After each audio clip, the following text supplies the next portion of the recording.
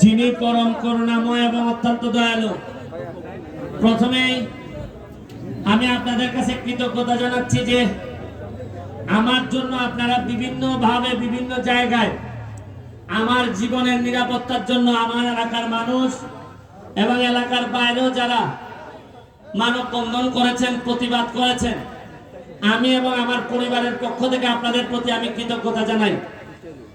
আমি কখনোই চাই নাই যে আমার সাথে একটা গানম্যান থাকুক, আমার সাথে অস্ত্র থাকুক, এটা আমি চাই নাই। কারণ সাথে যখন অস্ত্র আসে তখন সাধারণ মানুষ থেকে একটু দূরে সরে যেতে হয়। আমি চাই নাই কোনোভাবেই। আমি এই গানম্যান চাইলে আর অনেক আগেই পাইতাম, কিন্তু আমার মনে হয়েছে যে আমার কাছে অস্ত্র থাকলে সাধারণ মানুষরা হয়তো ভয় পাইতে পারে, আমার কাছে নাও আসতে পারে। কিন্তু আমি বাধ্য হয়েছি এবার। আপনারা জানেন যে মৃত্যুর হুমকি আমার কাছে আসছিল, আপনারা সবই জানেন। গত সপ্তাহে আমি এই হুমকি ইনকোয়ারি চলাকালীন কারণে